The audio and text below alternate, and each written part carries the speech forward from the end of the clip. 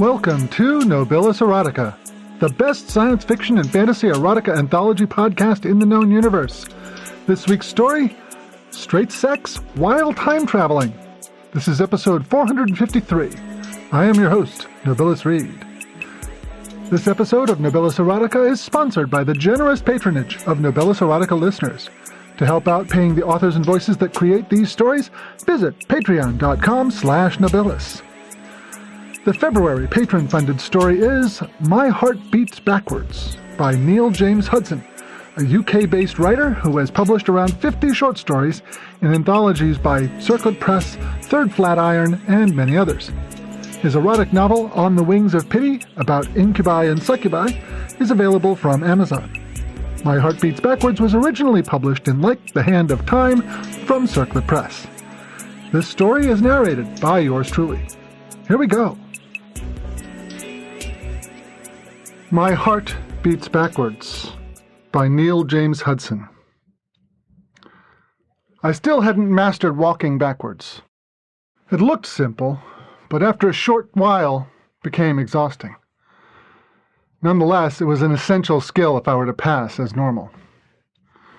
I could manage speech. It had been difficult at first, but with the help of a radio and tape recorder, I'd been able to work out which sounds were which when reversed. It wasn't always obvious. Once I'd worked out how to listen backwards and understand what was being said, I found that I could pronounce the syllables in reverse myself and be understood, although I preferred to keep conversations short, as I could never predict what had just been said. I looked around me. It still looked strange. An entire city in reverse, walking backwards while looking forwards, but somehow never colliding. It was difficult to remember that I was the odd one out, that everyone else lived normally, but I had gone into reverse gear. I sighed and set off again, slower than everyone else. I tried to avoid them, but I simply wasn't fluent. I would hear tuts and grunts warning that I was about to bump into someone. Behind me I heard sobbing. I would have liked to stop and help, but it was impossible when you lived as I did. I heard a woman's voice. It was difficult to translate through the tears, but I realized she was saying, "You don't even know you're leaving." I ignored her. She seemed to be walking backwards in the same direction as me, so we were unlikely to collide. "You don't even know you're leaving!" she shouted again, and then the single word, "No!" And then I felt her grab my arm and realized that I was in trouble. I turned to face her. "You don't even know who I am," she said. I avoid company. I know how to get through necessary, predictable social situations. I can buy a tin of beans or get on a bus, although people assume I'm autistic, an assumption I'm happy to play up to. Anything more complicated is beyond me, though. I live from the future to the past, and I never know what's just happened. I looked at the woman who had stopped me and felt sad about this. She was attractive, with dark hair, intelligent eyes, and a face that, aside from a couple small wrinkles, hadn't yet begun to age. I could see at once that we could have been friends, and was reminded of my last girlfriend. I was glad that we'd already split up when I reversed direction. "My God, this is it, isn't it? This is how it ends." It took me a few seconds to work out what she'd said, during which her face took on a baffled expression. "When what ends?" I said stupidly, only then realizing that I'd answered her question before she'd asked it. No wonder she'd looked baffled. "Even more than usual," she said. I waited. I felt that a dignified silence would be better than an irrelevant response. "But you're really being strange now," she said. This didn't help. I'd appear strange to anyone, but she sounded as if she knew me. My instinct was to get away, but I had to know who she was, how we'd met. It was impossible that I could actually be friends with anyone. "I never know what it's like for you," she said, put her arm in mine, and began to walk backwards again. I was relieved to see that she was less upset, and as I walked with her I realized that she was guiding me, and that meant she knew that I needed guiding.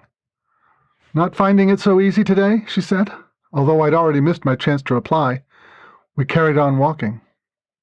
"I told you never to say that," she said. "I'm sorry," I said. "Careful," she said, and I stumbled over an uneven paving slab. "And so, She took me home.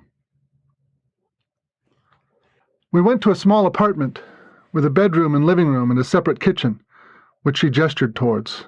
"Breakfast's ready," she said. I stared, then looked away in embarrassment.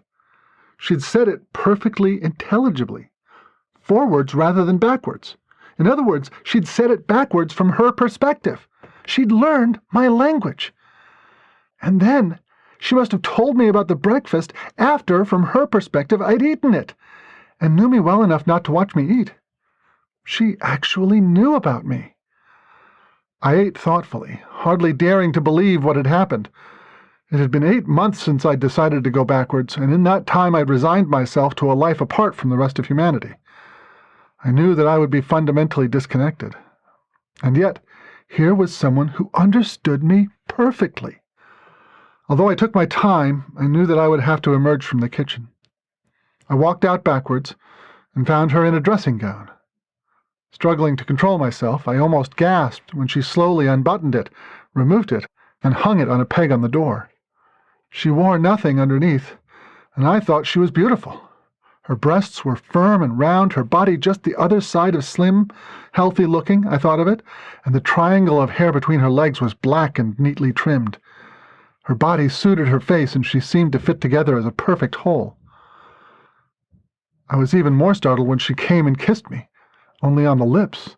I realized that she had only got out of bed and not had a chance to clean her teeth yet, an impression that was confirmed when she wandered sleepily back into the bedroom, lay on the bed, and threw the covers over herself. "Are you already up?" I heard her call, backwards this time. I stood with indecision for a while longer, then decided that everything logically pointed to the same thing.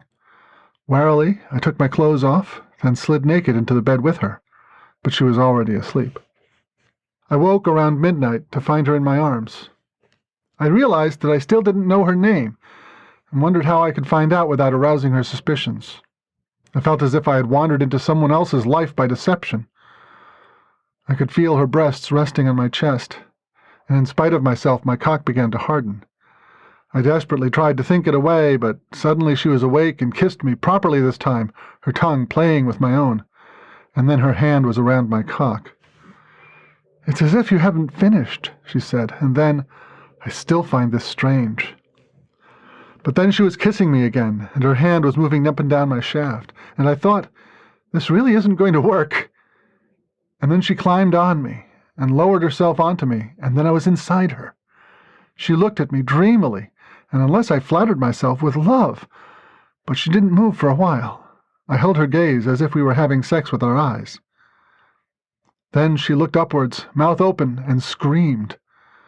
I wondered what was happening until she started moving, bouncing on top of me, her mind on nothing else but taking me inside her as fast and as hard as she could manage. I understood and began to thrust upwards in time with her own motions. She was crying out now, not so loud, but gasping with every breath. She bent over to kiss me, then straightened up again, her mind only on her own pleasure. At least I didn't have to worry about making her come. She slowed down, bouncing and grinding on my cock, and I reached up to hold her breasts. She smiled, and I began to gently squeeze them and hold her nipples between my fingers while she carried on fucking me. My cock became harder, and I could feel my own orgasm welling up in me. "I still can't get over that," she said, but I gave no thought to what she meant, as I could feel my cum rising. She began to give a series of gasps, and at the same time I felt quick jabs of pleasure in my cock as I spurted inside her. I felt an absolute joy that I thought would never be mine again. She climbed off me as I was recovering. I didn't want to ruin it through selfishness, so I tried to see things from her perspective. As far as she was concerned, she'd climbed on, I'd come immediately, and then we'd fucked until her own orgasm.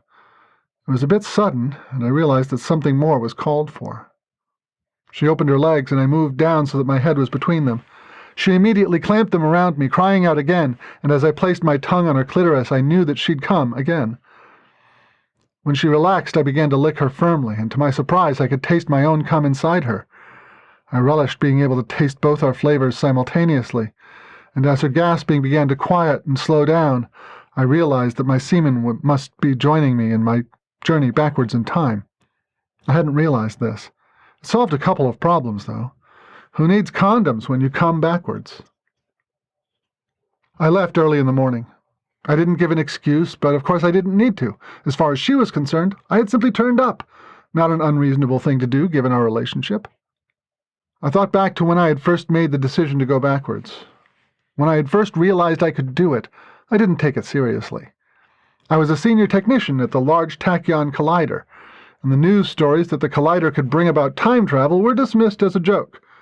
But what we could do was create a tachyon field, and I was the first to realize that this could be localized and bring about a time reversal. It was the summit of human achievement, but typically it went hand in hand with the lowest. Israel and Iran were pointing nuclear warheads at each other. The rest of the world had lined up behind them, and it was finally clear after decades of doomsaying that we weren't going to get away with it. The last war was days away. And still I dithered. Ahead of me was the possibility of absolute destruction, but the alternative was equally unthinkable.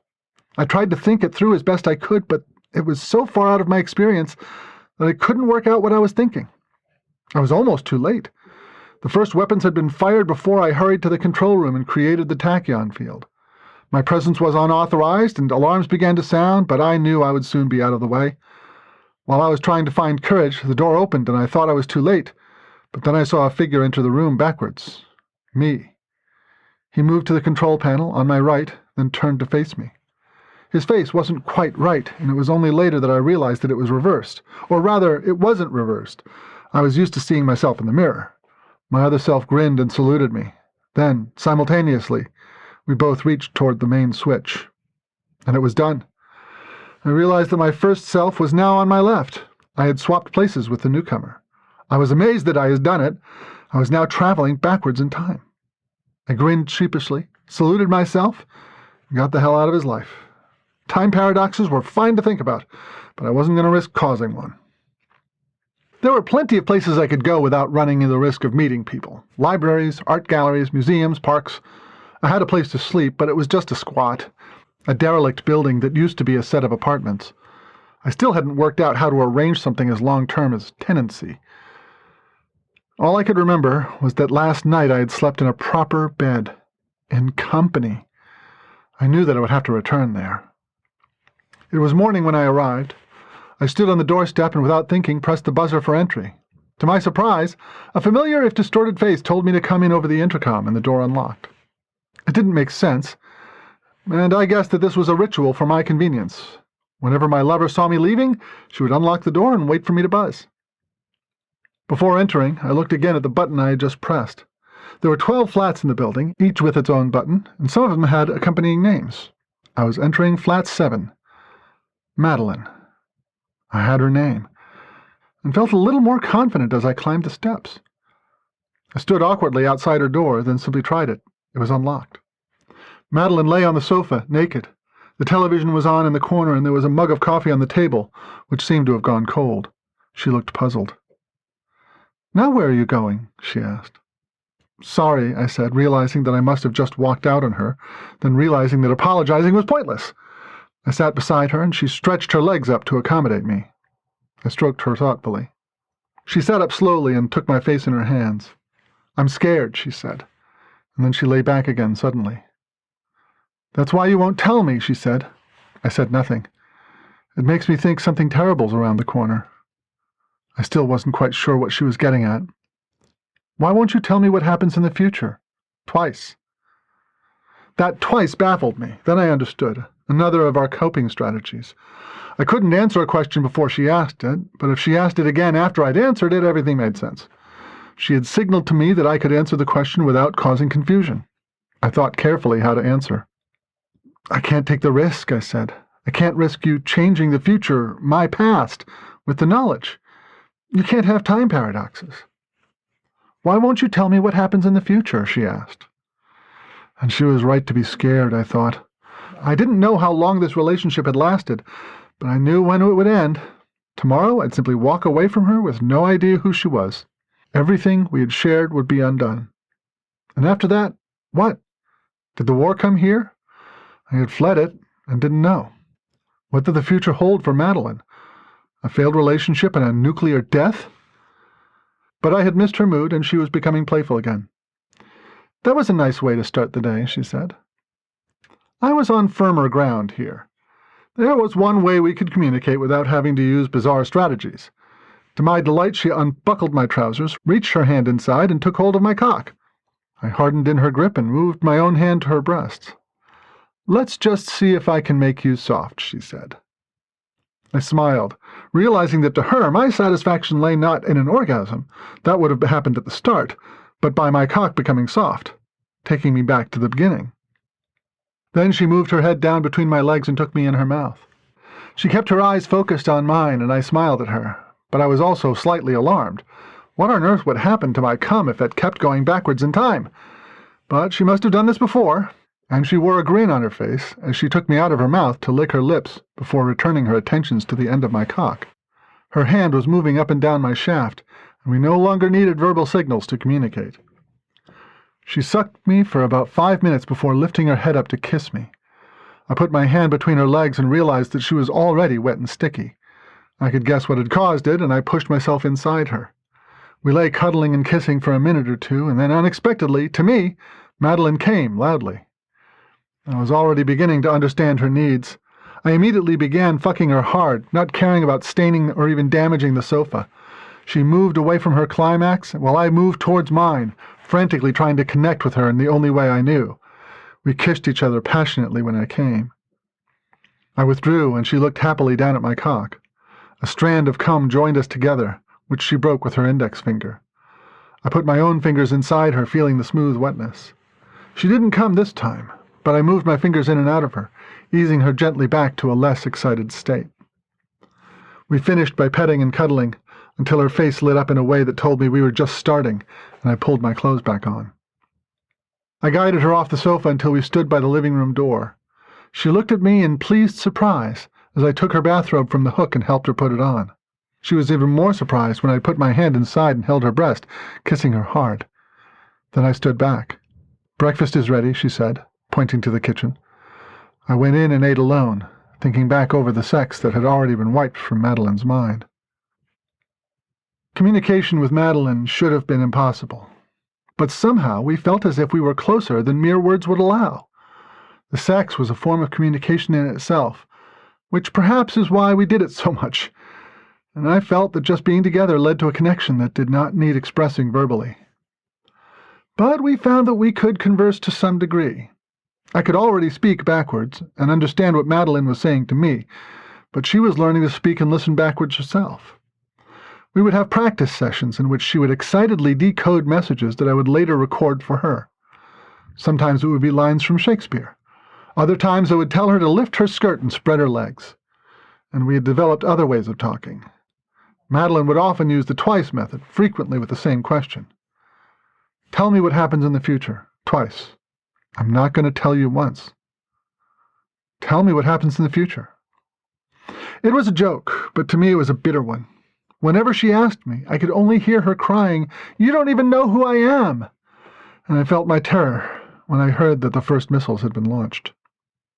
And I knew I was losing her. I realized that she was becoming less skilled at backwards communication. There were things that we seemed to be doing for the first time. One night she told me with real disgust that I was never, under any circumstances, to come in her mouth again. Seconds later, she placed her lips around my cock just in time for my orgasm. I realized that she had swallowed and understood how disturbing that must have been for her. Worse still was a conversation we had one night. "Let's see if this works." Twice, she said triumphantly. "If what works?" I asked. "Let's see if this works." I was confused. "Then we'll be able to talk properly," she said.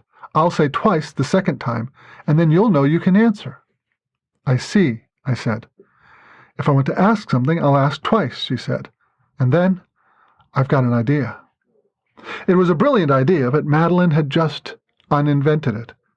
We had been together for nearly 4 months, and now we could no longer talk. A few nights later, Madeline was drunk. I never minded this. It usually made her all the keen, but this time she seemed to be another person in bed. We fucked for what seemed like hours, and I came twice. The first time I came inside her. She had been concentrating on her own pleasure, but burst into laughter just before I came, which was disconcerting. After that we groped and petted each other. She seemed fascinated by my cock and seemed to want me to come over her breasts. I was happy to do so, and we both watched with pleasure as streams of sticky cum ran down her. I massaged it into her breasts and nipples while she looked down at herself in fascination. It must have looked as if it had come out of nowhere. We got dressed quickly, and she took my hand, pulling me towards the door. There was a taxi waiting outside. We both got in the back seat, and it left in reverse, something I could never get used to. Madeline fondled me as we traveled, but I was unable to ask her what was going on. We got out again somewhere in the city center, a street full of bars and restaurants. Madeline took my hand and led me down a side alley by one of the bars. It seemed to be crowded, and there were a lot of people drinking outside, but no one disturbed us, and we were out of sight of the street. She unzipped my trousers and pulled my cock out. "Better put this away first," she said. She put her hand around it, and I began to grow hard. "Yes," she said, and kissed me. "Come home with me." She began to masturbate me. "You're still hard," she said. "Don't stop." She took her hand away. I placed my own hand around my cock and began moving up and down. "That's incredible," she said, looking from my cock to her chest. She was wearing a black top, low cut, displaying her cleavage. "It's true," she said softly. "My God!" And then louder as my climax was about to explode. "Oh, my God!" The semen flew out of the end of my cock, splattering over her top. "You pervert!" she shouted. I zipped myself up. "What are you doing?" I looked at her with sorrow. "You are not going to prove to me that you live backwards," she said. "You are not going to prove that you live backwards." I guided her into the bar. "I can prove it," I said. "I live backwards." "You are not going to prove to me that you live backwards." She looked down at her top and felt a blob of cum in puzzlement, not knowing what it was. In less than a minute, she would watch it fly off her clothes into my cock. That would prove it. "I can prove it," I said again. "Well, that sounded backwards," she says, "but it hardly proves anything." She had obviously challenged me to say something backwards. Speaking normally, trying to keep my voice steady, I said, "I want to make love to you for the rest of my life, but now I can see it's over." "Say something backwards, then," she said. "Listen to me," I said, so that she could understand me this time. "I live backwards. I go from the future to the past. We know each other well, but this is when we meet." "What was that? It sounded backwards," she said. "You don't even recognize me!" I cried out, unable to control myself any longer. "I should call the police," she said. "What?" "You're that man who's been following me." There was so much I wanted to tell her, but it was too late. "You!" she said, and then she turned away from me. "You don't even know you're leaving," I said, but it was too late. That was long ago. I've lived 30 years since then, and that's enough. But there's something I had to stay for. I did follow Madeline, but not for long. It was too painful, and I knew I was creeping her out. Besides, I couldn't bear to watch her grow young, turn into a different person than the one I knew. I never had another relationship. It was impossible to meet people. I'm still not sure what brought Madeline and me together in the first place. Since our last meeting, I've been alone. I escaped from the war, but what happened to me instead was even worse. I feel like the only man alive, as if I were in solitary confinement, or a prisoner in an enemy camp. Sometimes I believe I'm delusional, but I can't work out how to find help. And finally, today, it's September the 17th. Madeline was born on the 18th. She's no longer in the world. Tonight, when it's not busy, I shall go to the hospital where she will be born and lay flowers. No one will know why they're there, but I have to mark her departure somehow. Perhaps one day Madeline will learn of this and she will understand. Perhaps. I hope she finds out before the war.